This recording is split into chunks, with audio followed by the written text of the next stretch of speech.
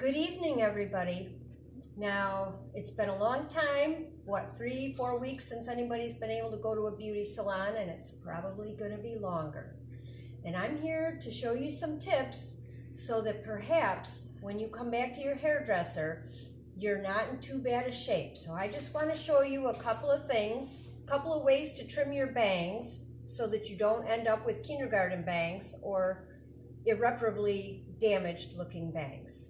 All right, the first thing that I want you to do is you need a very sharp pair of shears if you're going to do this. If you do not have a very sharp pair of shears and you still want to cut your bangs, you take your scissors and you squeeze them together when you cut them, and you cut in fine lines. I'll show you.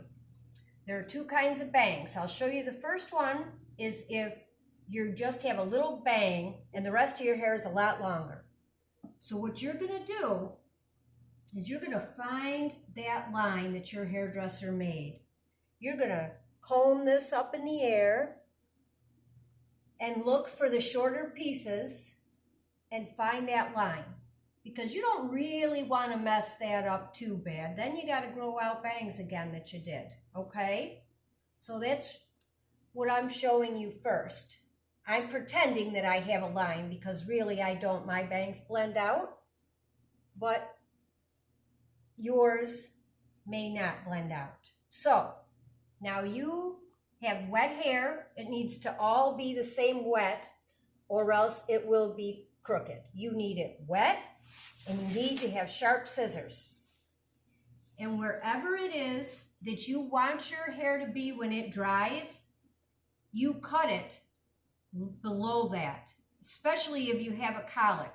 If you have to cut it twice to make it a little shorter, that's fine. So you're going to take that, and I'm going to get close to the mirror because I can't see, and I want my bangs kind of short, so I'm going to just trim them like that. Okay?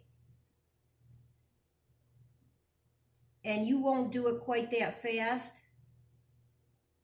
Then you're going to kind of fluff your bangs a little and look at them. Now, you can see that this is longer. It's not so much where you cut it, but where they lay. This one lays longer than the other side, so I have to cut it a little more than the other side. Now, hopefully, when you play that back again, it'll make sense.